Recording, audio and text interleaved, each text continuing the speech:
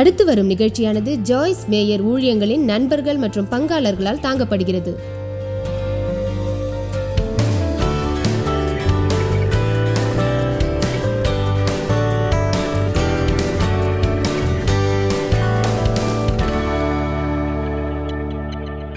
பிதாவே, பரிசுத்த ஆவியின் இந்த அருமையான ஊழியத்திற்காக உமக்கு நன்றி சொல்கிறோம். எங்கள் அன்றாட வாழ்வில் பரிசுத்த ஆவி எவ்வளவு மகத்தானது என்பதை இன்னும் நாங்கள் அறியவில்லை என்றாலும் அதற்கு கடமைப்பட்டுள்ளோம். இன்று உம்மை கௌரவப்படுத்த விரும்புகிறோம். இயேசுவையும் பரிசுத்த ஆவியையும் கௌரவப்படுத்த விரும்புகிறோம். எங்களுக்கு போதிப்பதற்காக நன்றி. பரிசுத்த ஆவி எங்களின் போதகர், எனவே அவர் எங்களுக்கு தேவை. அவரை பற்றி நாங்கள் போதிப்பதற்காக அவர் எங்களுக்கு போதிக்க வேண்டும். நாங்கள் எல்லாவற்றையும் அறிந்து கொண்டதற்கும் ஆழமாக புரிந்து கொண்டதற்கும் நன்றி, இயேசுவின் நாமத்தில். ஆமேன். ஒரு 100 ஆண்டுகளுக்கு முன்பு வில்லியம் பூத் என்ற ஒருவர் சால்வேஷன் ஆர்மியை தொடங்கினார். அவர் சில அருமையான அறிக்கைகளை வெளியிட்டார். 6 செய்திகளை அவர் சொன்னார். அதில் ஒன்றை பற்றி இன்று நான் பேசப்போகிறேன். அவர் சொன்ன ஒரு விஷயம் என்னவென்றால், எதிர்காலத்தில் திருச்சபையில் ஏதாவது ஒரு சமயத்தில் பரிசுத்த ஆவியில்லாத மதம் இருக்கக்கூடும் என்று அவர் பயந்தார். நீங்கள் சொல்லுங்கள், இந்த உலகில் பரிசுத்த ஆவி இல்லாமல் நமக்கு ஒரு மதம் எப்படி இருக்க முடியும்? பரிசுத்த ஆவி இல்லாமல் உண்மையிலேயே நீங்கள் கிறிஸ்துவுடன் தொடர்பு கொள்ள முடியாது. ஆனால் பரிசுத்த ஆவி இல்லாமல் ஒரு மரித்த, வறண்ட, சுறுசுறுப்பு இல்லாத மதத்தை சுலபமாக நீங்கள் பெற முடியும். என் வாழ்வில் அநேக வருடங்கள் அதை நான் பெற்றுள்ளேன். நான் பேசுவது உங்களுக்கு புரிகிறதா? அது எங்கோ உள்ள ஒரு கட்டிடத்தை நோக்கி நீங்கள் மிகவும் அக்கறையோடு நடப்பது போன்றதாகும். தேவன் மீது ஒரு அன்போடு அதை நீங்கள் செய்ய வேண்டும். அதை செய்துவிட்டு நீங்கள் புதிய பிறவி பெறலாம். நான் புதிதாக பிறந்தேன். கிறிஸ்துவை என் இரட்சகராக விசுவாசித்தேன். திருச்சபையின் தத்துவங்களை புரிந்து கொண்டேன். ஆனால் எனக்கு வெற்றி இல்லை. என் அன்றாட வாழ்வில் வல்லமை இல்லை. ஏனென்றால் முறையானபடி பரிசுத்த ஆவியை பற்றி எனக்கு போதிக்கப்படவில்லை. எல்லா நேரமும் ட்ரினிட்டியை பற்றி கேட்போம். அந்த 3 தத்துவம் தேவனிடம் இருப்பது புரிந்தது. அந்த 3 தான் பிதா, குமாரன், பரிசுத்த ஆவி. கிறிஸ்துவின் ரத்தம் பற்றி எனக்கு போதித்தார்கள். திருச்சபை சடங்கு பற்றி போதித்தார்கள். குறிப்பாக நான் இருந்த ஒரு பிரிவில் அநேக விஷயங்கள் பற்றி எனக்கு போதித்தார்கள். கிருபையின் மூலம் ரட்சிப்பை பெறுவது பற்றி அங்கே அநேக விஷயங்களை போதித்தார்கள். எனவே எனக்கு மகத்தான அடித்தளம் இருந்தது. அதில் ஒரு சோகமான விஷயம் என்னவென்றால், அந்த பிரிவில் அநேக வருஷங்கள் நான் இருந்தேன். ஆனால் எது சாத்தியம் என்று எனக்கு யாரும் சொல்லவில்லை. சில நேரங்களில் நான் கேட்பதற்கு தயாராக இருந்தாலும் அதற்கு உரிய ஒரு இடத்தில் இருக்க மாட்டோம். அதாவது பரிசுத்த ஆவி என்னை நிரப்புவது பற்றியும், என் இருதயத்தில் வாழ்வது பற்றியும், என் வாழ்வை வழி நடத்துவது பற்றியும், அதன் மூலம் அவரிடம் நான் வாழ்வது பற்றியும் யாரும் என்னிடம் சொல்லவில்லை. பிறகு பரிசுத்த ஆவியை பற்றி நான் முழுமையாக அறிந்து கொண்டதும் என்னிடம் எல்லா விஷயங்களும் தீவிரமாக ஒன்றொன்றாக மாறத் தொடங்கின. அப்படிப்பட்ட ஒரு நேரத்தில்தான் பரிசுத்த ஆவியை பற்றி மேலும் கூடுதலாக தேவன் நம்மிடம் சொல்ல விரும்புவார். இன்று பல மக்கள் இருக்கிறார்கள். அவர்களிடம் நீங்கள் அபிஷேகத்தை பற்றி பேசினால் நீங்கள் எதை பற்றி பேசுகிறீர்கள் என்பது அவர்களுக்கு புரியாது. தேவனிடமிருந்து கேட்பதை பற்றி நீங்கள் அவர்களிடம் பேசினால் நீங்கள் வேறு கிரகத்திலிருந்து வந்ததாக நினைப்பார்கள். ஆவியால் வழிநடத்தப்படுவது பற்றி நீங்கள் பேசினால் அதை பற்றி ஒரு சிறிய விஷயத்தை கூட அவர்கள் அறிய மாட்டார்கள். கிறிஸ்துவின் தேகத்தில் ஒரு போதகர் என்ற முறையில் என் முழு ஆற்றல் மூலம் அதை நான் உறுதிப்படுத்துவேன். நீங்கள் பரிசுத்த ஆவியால் நிரப்பப்பட்டு வழிநடத்தப்படுகிறீர்கள் என்று கூறுவேன். அப்போஸ்தலர் பவுல் சொன்னார், அதுதான் எனது ஊழியம், எனது லட்சியம் என்று. கிறிஸ்துவின் ஊழியக்காரர்கள் என்று தங்களை அழைக்கும் எல்லோருக்கும் அதுதான் ஊழியமும் லட்சியமும் காரணமும் ஆகும். விரிவாக்க வேதம் சொல்கிறது, பரிசுத்த ஆவியை பற்றி வழிநடத்தப்பட வேண்டும் என்று. நாம் மகிழ்ச்சியாக இருப்பதற்கு தேவைப்படும் எல்லா விஷயங்களையும் நமது வாழ்வில் தேவன் வழங்குவார் என்று எதிர்பார்க்கக்கூடாது. தேவன் நமது தேவைகளை நிறைவு செய்ய விரும்புகிறார். நாம் மகிழ்ச்சியாக இருக்க வேண்டும் என்பதே அவர் விருப்பம். ஆனால் நாம் பரிசுத்த ஆவியால் வழி நடத்தப்பட வேண்டும். அது ஒன்றுதான் அதற்கு வழி. நேர்மையாக சொன்னால், நீங்கள் உண்மையை அறிய விரும்பினால், உள்ளபடியே நீங்கள் பரிசுத்த ஆவியால் வழி நடத்தப்பட்டால் உங்கள் வாழ்வு வியக்கத்தக்கதாக இருக்கும். நாம் நாள்தோறும் எழுந்திருக்கும் போது அன்று என்ன நடக்கும் என்பதை 100% உறுதிப்படுத்த முடியாது. ஆமேன். அப்படித்தான் நமது வாழ்வு வியக்கத்தக்கதாக இருக்கும். அது மரித்த, வறண்ட, வெறுப்பான மதத்திற்கு எதிராக இருக்கும். அதில் சில விதிகளையும் கட்டுப்பாடுகளையும் பின்பற்றுவீர்கள். ஒவ்வொரு ஞாயிறும் திருச்சபைக்கு செல்வீர்கள். ஆனால் அந்த வாரம் முழுவதும் உலகில் உள்ள மற்றவர்களைப் போல் இருப்பீர்கள். பிறகு மீண்டும் அடுத்த ஞாயிறு திருச்சபைக்கு செல்வீர்கள். அந்த வாரம் முழுவதும் நீங்கள் வாழ்ந்த அருவருப்பான வாழ்க்கைக்கு பாவ மன்னிப்பு பெறுவீர்கள். வெளியே சென்று மீண்டும் அதையே செய்வீர்கள். அதை மீண்டும் மீண்டும் மீண்டும் செய்து கொண்டே இருப்பீர்கள். நம்மிடம் ஏராளமான விஷயங்கள் உள்ளன. அது நம்ப முடியாத, வியக்கத்தக்கதாகும். பரிசுத்த ஆவியானவர் ட்ரினிட்டியில் 3வது நபராவார். அதை பற்றி இங்கே நின்றபடி உங்களிடம் விளக்க நான் முயற்சிக்க மாட்டேன். காரணம், நான் அறிந்த வகையில் அந்த கணக்கு சரியாக இருக்காது. அந்த 3லும் ஒரே தேவன் இருக்கிறார். அவர் 3 விதமாக வெளிப்படுகிறார். அதுதான் பிதா, குமாரன், பரிசுத்த ஆவி, நம்மை காக்கும் இரட்சகர். அது மாம்சப்படியான வார்த்தையாகும். ஆக அவர் நம்மில் வாழ்கிறார். எனவே நீங்கள் வார்த்தையை நேசிக்க வேண்டும். நீங்கள் வார்த்தையை நேசித்தால் இயேசுவை நேசிப்பீர்கள். தேவனின் வார்த்தைப்படி நீங்கள் இருந்தால் இயேசுவுடன் தோழமையாக இருப்பீர்கள். அதை வாழும் ஒரு விஷயமாக நினைக்க வேண்டும். ஒரு புத்தகத்தில் உள்ள ஒரு அதிகாரத்தை நாள்தோறும் படித்துவிட்டு அதை உங்கள் கடமையாகவும் தேவனுக்கான வாக்குறுதியாகவும் நினைக்கக்கூடாது. அதனால் உங்கள் ஆவிக்குரிய கேலண்டரில் ஒரு கூடுதல் மார்க் கிடைக்கும் என்று கருதக்கூடாது. நீங்கள் வேதத்தில் உள்ள ஒரு அதிகாரத்தை படிப்பதால் அது நிகழாது. இதை நான் சொல்வதற்கு காரணம், என் மனநிலை அப்படித்தான் இருந்தது. தினம் ஒரு அதிகாரத்தை படிப்பேன். அதில் எதுவும் எனக்கு புரியாது. ஆனால் அந்த வார்த்தையை படித்ததால் எனக்கு கூடுதல் மார்க் கிடைக்கும் என்று நினைப்பேன். நீங்கள் வார்த்தையை படிக்க வேண்டும், அதை நேசிக்க வேண்டும், அதை மேலோட்டமாக செய்யக்கூடாது. நான் தோழமையில் இருந்தபோது அதை மிகவும் நேசிப்பேன். அதுதான் நமக்கான தேவனின் வார்த்தையாகும். நம்மிடம் தேவனின் பரிசுத்த ஆவி உள்ளது. உண்மையிலேயே அது தேவனின் வல்லமையாகும். அதை நமக்கு வழங்கியுள்ளார். அது தேவனின் பிரசன்னமாகும். அவர் தமது பிரசன்னத்தை நமக்கு வழங்கியுள்ளார். அது தேவனின் ஆற்றலாகும். பரிசுத்த ஆவி நமக்கு ஈவுகளையும் தாளந்தையும் வழங்கியுள்ளது. பரிசுத்த ஆவியானவர் எனக்கு போதிக்கும் ஆற்றலை தந்துள்ளார். பரிசுத்த ஆவியானவர் இங்குள்ளவருக்கு பாடும் ஆற்றலை தந்துள்ளார். பரிசுத்த ஆவியானவர் நீங்கள் செய்யும் எல்லா காரியங்களிலும் உங்களுக்கு ஆற்றலை தந்துள்ளார். நீங்கள் ஒரு ஜன்னலை சுத்தம் செய்பவராக இருக்கலாம், ஒரு பொறுப்பாளியாக இருக்கலாம், ஒரு வீட்டை சுத்தம் செய்பவராக இருக்கலாம், ஒரு தாயாகவோ, ஒரு தொழில் அதிபராகவோ, ஒரு அழகுபடுத்துபவராகவோ அல்லது வேறு யாராகவோ இருக்கலாம். அதை பற்றி எனக்கு கவலை இல்லை. ஆனால் தேவன் அதை உங்களுக்கு வழங்கியுள்ளார். தேவன் எல்லாவற்றிலும் ஒரு படைப்பாளி ஆவார். தம்மில் ஒரு சிறிய பகுதியை அவர் நமக்கு வழங்கியுள்ளார். மக்கள் செய்கின்ற சில காரியங்கள் எனக்கு வியப்பாக இருக்கும். அதை பார்த்து நான் நினைப்பேன், இது என்னை பைத்தியமாக்குகிறது என்று. ஆனால் அதை அவர்கள் விரும்புவார்கள். காரணம், அதை செய்வதற்கான ஈவையும் விருப்பத்தையும் தேவன் அவர்களுக்கு வழங்கியுள்ளார். பிறர் செய்யும் ஒரு காரியத்தை நாம் செய்ய முற்படும் போதுதான் நமக்கு பிரச்சனை ஏற்படும். காரணம் என்னவென்றால், அது நமக்கு ஏற்றது அல்ல. அதை செய்யுமாறு தேவன் நம்மிடம் சொல்லவில்லை. எனவே இன்றைய உலகில் நாம் மிகவும் கவனமாக இருக்க வேண்டும். ஏனென்றால் அதிகமான போராட்டம் இங்கு உள்ளது. இந்த உலகம் சொல்கிறது, இந்த வேலை உன்னை சிறந்தவராக்கும், இந்த வேலை உன்னை சிறந்தவராக்காது என்று. ஒரு காரியத்தை செய்யும் ஈவு நமக்கு இல்லாவிட்டாலும் அதையே முக்கியமாக நினைத்து நாம் செய்வோம். நாம் செய்ததில் நாம் மகிழ்ச்சி அடைவோம். அதை பின்தொடர்வோம். பொழுது விடிந்து பொழுது போகும் வரை அந்த சிறிய காரியத்தையே செய்வோம். முதன்மையாக இருக்க நாம் விரும்ப மாட்டோம். மக்களுக்கு முன்பாக இருப்பதை விரும்ப மாட்டோம். வெற்றி படிக்கட்டுகளில் ஏறுமாறு சமுதாயத்திலிருந்து நமக்கு அழுத்தம் வரும். நாம் மேலே ஏற முற்படுவோம். பிறகு நாம் ஏறும் ஏணி ஒரு தவறான கட்டிடத்தில் சாய்ந்திருப்பதை அறிவோம். வாழ்நாள் முழுவதும் துக்கப்படுவோம். காரணம், தேவனின் விருப்பப்படி நாம் இருக்கவில்லை என்பதுதான். ஆமென்.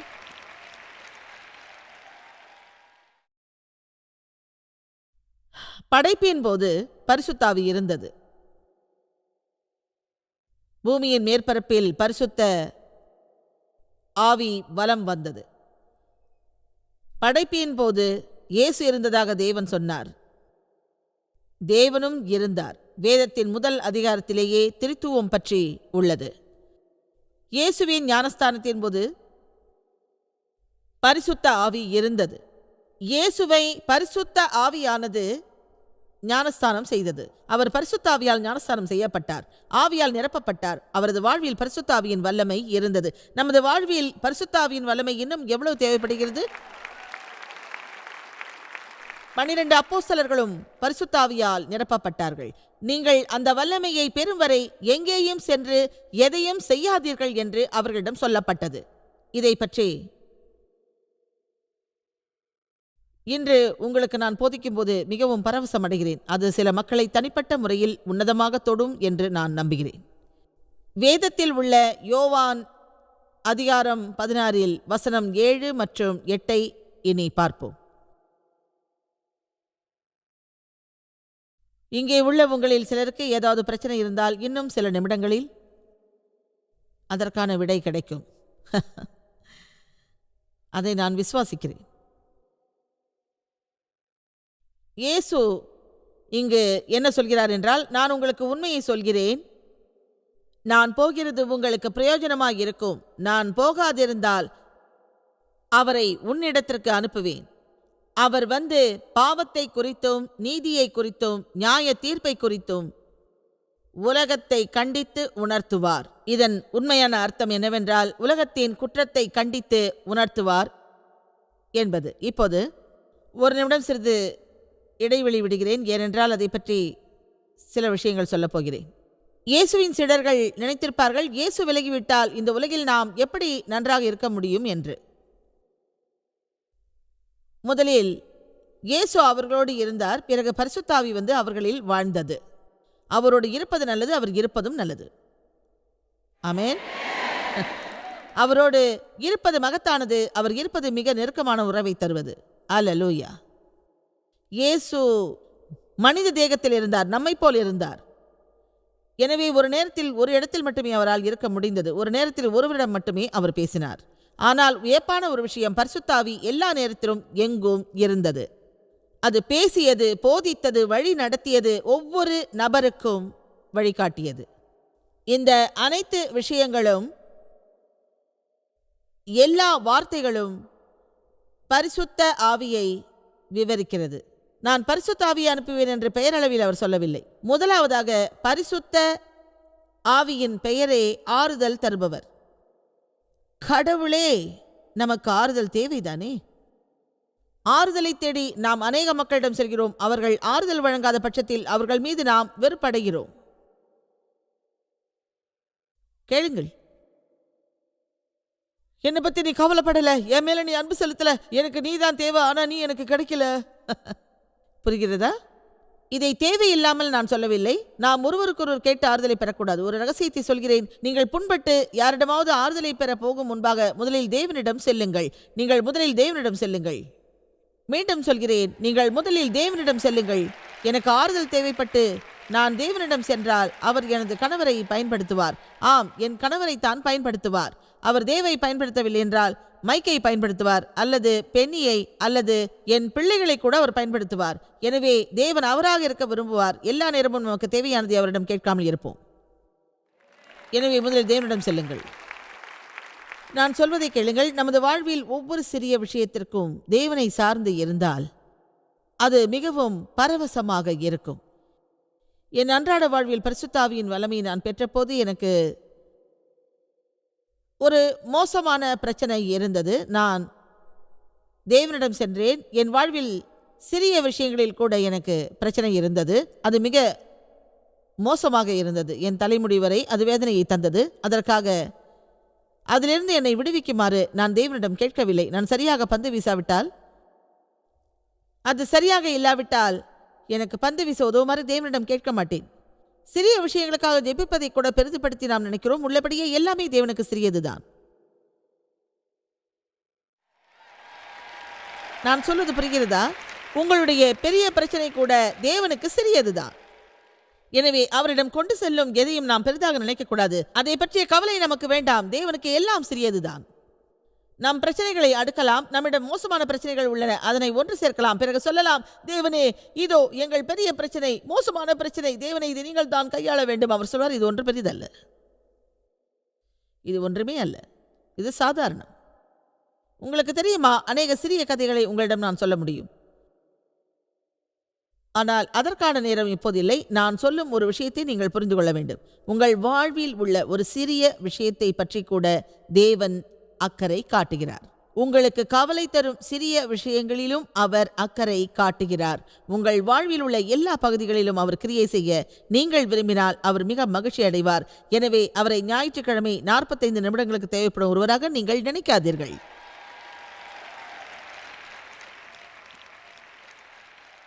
அவர் நம் ஆறுதலாளர். அவரே நமது உதவியாளர், நமது ஆலோசகர். எவ்வளவு காலம் பிறரிடம் சென்று நாம் ஆலோசனை கேட்பது? அவர்களுக்கு தாங்கள் என்ன செய்கிறோம் என்றே தெரியாது. நாம் என்ன செய்ய வேண்டும் என்பதை மட்டுமே சொல்வார்கள். ஆமென். உங்களுக்கு தேவைப்பட்டால் தொழில் ரீதியாக ஆலோசனை பெற நான் மறுக்க மாட்டேன். ஆனால் தேவனிடம் முதலில் செல்லுங்கள். அவரிடம் செல்லுங்கள். என் வாழ்வில் மலையளவு பிரச்சனை இருந்தது. தேவன் உதவினார். என்னுடைய எல்லா பிரச்சனைகளுக்கும் அவர் விடையளித்தார். ஒரு விஷயம் சொல்கிறேன்,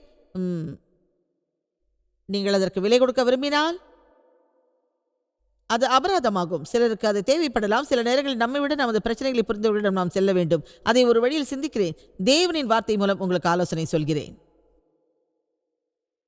உங்களிடம் ஒன்று சொல்கிறேன். நீங்கள் ஒரு நண்பரை சந்திப்பதற்கு முன்பாக சிலரிடம் ஆலோசனை கேட்பது ஒன்றும் தவறல்ல. வேதம் சொல்கிறது, அநேக ஆலோசகர்களிடம் ஞானம் உள்ளது, அநேக ஆலோசகர்களிடம் பாதுகாப்பு உள்ளது. ஆனால் மற்றவர்களை நாம் சார்ந்திருக்கக்கூடாது.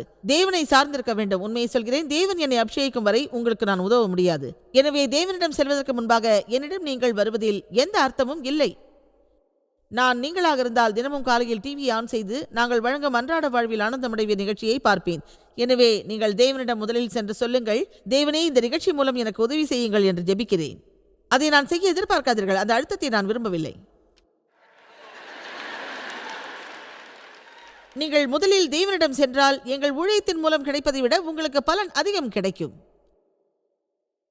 எனவே நமது பார்வையை மக்களிடமிருந்து அகற்றி தேவனிடம் வைப்போம். உங்களுக்கு உதவக்கூடிய அளவுக்குத்தான் தேவன் உங்களுக்கு உதவ முடியும். அதுதான் உண்மை. அவர் நமது மகத்தான உதவியாளர். அதை நான் நேசிக்கிறேன். ஏனென்றால் தேவனிடமிருந்து நிறைய நாள் உதவிகளை எதிர்பார்த்தேன். உள்ளபடியே என்னுடைய ஆவிக்குரிய ஜெபம் இதுதான், எனக்கு உதவுங்கள் தேவனே, எனக்கு உதவிடுவீர். சில நேரங்களில் என்ன உதவி தேவை என்பது எனக்கே தெரியாது. சில நேரங்களில் நான் சொல்வேன், எனக்கு உதவுங்கள் தேவனே, எனக்கு உதவும், எனக்கு உதவும்.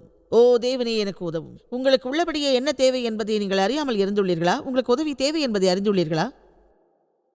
தேவன் எனக்கு உதவுபவர் என்பதை நேசிக்கிறேன்.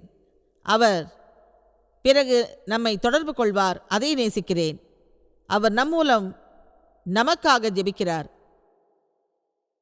பிறர் மூலமாகவும் அவர் நமக்காக ஜெபிக்கிறார். நமக்கு எப்படி ஜெபிப்பதென்று தெரியாத போது எப்படி ஜெபிப்பது என்றும் அவர் சொல்கின்றார். ஏனென்றால் தேவனின் ஆவி மட்டுமே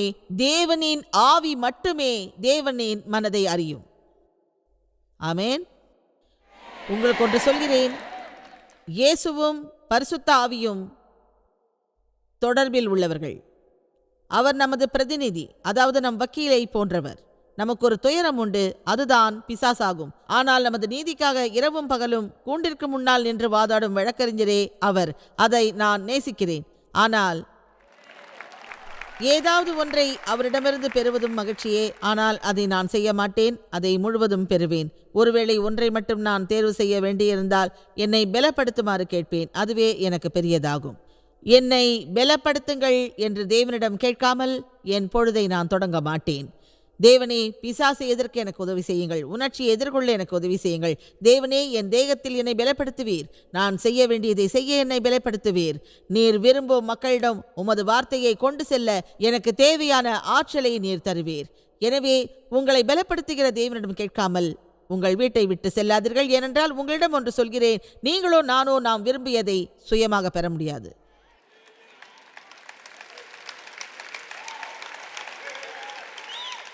தேவனே, உமது பலம் எனக்கு தேவை. எங்களுக்கு தேக பலம் தேவை. பல வருடங்களாக அது என் மனதில் இருந்தது. அதற்காக நான் கடினமாக உழைத்தேன். சில நாட்களில் நான் எழுந்தவுடன் விரும்பிய இடத்திற்கு செல்ல முடியாத ஒரு நிலை எனக்கு இருந்தது. அதற்கான காரணத்தை அவர் என்னிடம் கூறினார். உனக்கு தேவனின் மனம் உள்ளது. உனது மனம் நாள்தோறும் புதுப்பிக்கப்படுகிறது. என் மனதின் மூலம் உன்னை நீ பலப்படுத்திக் கொள்வாயாக என்றார். அதற்காக அவருக்கு நான் நன்றி சொல்கிறேன். தேவனே, நான் நினைவு கொள்ள வேண்டியவற்றை எனக்கு நினைவுபடுத்துவீர் என்றேன். அவரே நமது பலமானவர். அவரே நம் அருகில் உள்ளவர். அந்த வார்த்தையை நான் மிக நேசிக்கிறேன். அதில் எல்லாமே அடங்கி உள்ளது. நாம் எதையாவது எழுந்திருந்தால் அவர் நமக்கு சொல்வார், உனக்கு எது தேவைப்பட்டாலும் நான் இருக்கிறேன் என்று. நமது வாழ்வில் குறைவான வாய்ப்பு இருந்தாலும் அவர் நம் அருகில் உள்ளார். அதை நான் மிகவும் நேசிக்கிறேன். ஒரு விமானம் கிடைக்காவிட்டால் மற்றொன்று கிடைக்கும் அல்லவா? எனவே ஒரு வாய்ப்பு இருக்கும்போது அதற்காக நாம் காத்திருப்பதில் தவறில்லை. ஒரு வாய்ப்புக்காக நாம் காத்திருக்கும் போது அவரிடம் நாம் கேட்கலாம். பரிசுத்த ஆவி நமக்கு அருகில் உள்ளவர். அவரிடம் சென்று எனக்கு ஆறுதல் தாரும், உதவி செய்யும், போதியும், வழி நடத்தும், வழிகாட்டும், என்ன செய்வதென்று சொல்லும், எப்படி ஜெபிப்பது என்று சொல்லும் என்று அவரிடம் கேட்கலாம். பரிசுத்த ஆவியை நாம் சார்ந்திருக்கலாம். அதன் பிறகு அவர் நம்மிடம் நாம் எதிர்பார்க்காத அளவு தோழமை கொள்வார். அதை நான் நேசிக்கிறேன். யோவான் 16 அதை பார்த்தீர்களா? அவர் நம்மருகில் வந்து நம்மிடம் நெருக்கமாக தொடர்பு கொள்வார். அதையும் நான் நேசிக்கிறேன். இப்போது யோவான் 16 வசனம் 12 மற்றும் 13 நாம் பார்ப்போம். இன்னும் அநேக காரியங்களை நான் உங்களுக்கு சொல்ல வேண்டியதாக இருக்கிறது. அவைகளை நீங்கள் இப்பொழுது தாங்கிக் கொள்ள மாட்டீர்கள் என்று இயேசு சொன்னார். நம் ஒவ்வொருவரிடமும் உள்ள தவறுகளை தேவன் நமக்கு திடீரென்று சுட்டிக்காட்டினால் என்ன நிகழும்? எனவே தேவன் உடனான இந்த நமது பயணம் பரிசுத்த ஆவியால் வழிநடத்தப்பட வேண்டும்.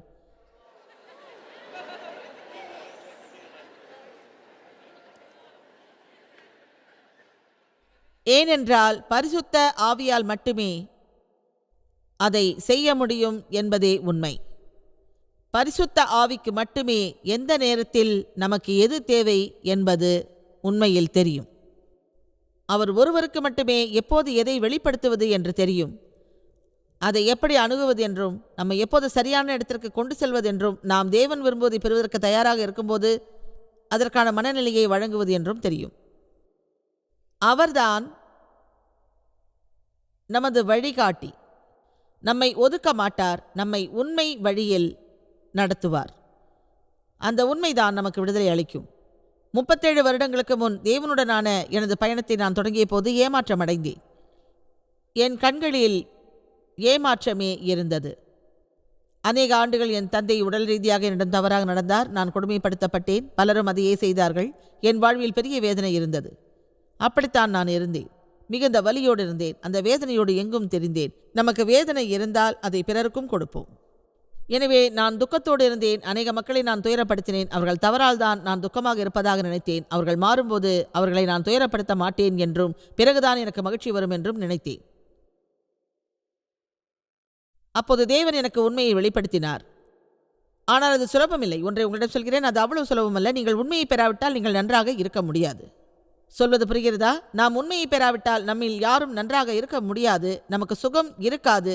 நாம் உண்மையை பெறாவிட்டால் நமது ஆத்மா சரியாக இருக்காது. அது தேவனால் சுகம் பெறாது. அந்த உண்மையை பிறரிடமிருந்து நாம் எதிர்பார்க்க முடியாது. அந்த உண்மையை நாம் தான் பெற வேண்டும்.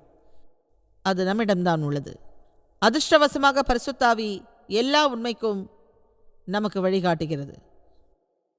வசனம் 13, சத்திய ஆவியாகிய அவர் வரும்போது சகல சத்தியத்திற்குள்ளும் உங்களை வழிநடத்துவார். அவர் தம்முடைய சொந்தமாக பேசாமல், அதாவது அதிகாரத்தில் பேசாமல், தாம் கேள்விப்பட்டவைகள் யாவையும் சொல்லி வரப்போகிற காரியங்களை உங்களுக்கு அறிவிப்பார். தனக்கு சொல்லப்பட்டிருக்கும் செய்தியை மட்டுமே அவர் சொல்வார். ஆனால் பரிசுத்த ஆவியானவர் எதையும் தானாக சொல்ல மாட்டார். அதை பற்றி மீண்டும் விரிவாக பார்ப்போம். அவர் நமக்கு ஆறுதல் அளிப்பவர், நமது ஆலோசகர், நமக்கு உதவி செய்பவர், முறைப்படுத்துபவர், நமது வழக்கறிஞர், நம்மை பலப்படுத்துபவர், அருகில் இருப்பவர், அவர் நம்மிடம் நெருக்கமான தோழமையில் இருப்பவர், அவர் நமது ஆசிரியர், நம்மை உண்மையின் வழியில் நடத்துபவர். பரிசுத்த ஆவிக்காக நாம் தேவனை போற்றுவோம்.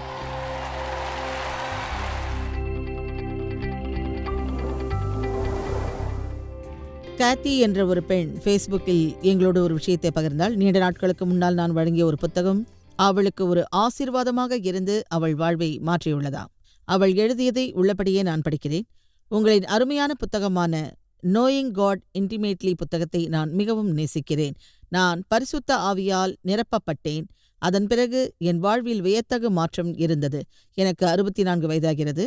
இந்த அருமையான புத்தகத்தை எனக்கு பரிசாக வழங்கியதற்காக தேவனுக்கு மிக்க நன்றியை தெரிவித்துக் கொள்கிறேன். அதற்கு காரணம் பரிசுத்த ஆவியானவர் நமக்கு உதவுபவர், நமது ஆலோசகர், நமது வழக்கறிஞர், நமது வழிகாட்டி. எனவே இயற்கையை மீறிய பரிசுத்த ஆவியின் வல்லமையை பெற்று சிறப்பாக வாழ்வதற்கான பசியோடு நாம் இருக்க வேண்டும்.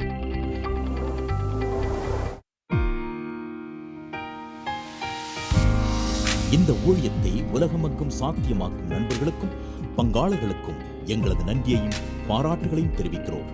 ஒன்றாயிணைந்து நாம் பசி உழவுகளை போஷித்து உடைகளை கொடுத்து தேசங்களுக்கு சுவிசேஷத்தை சொல்லி வருகிறோம்.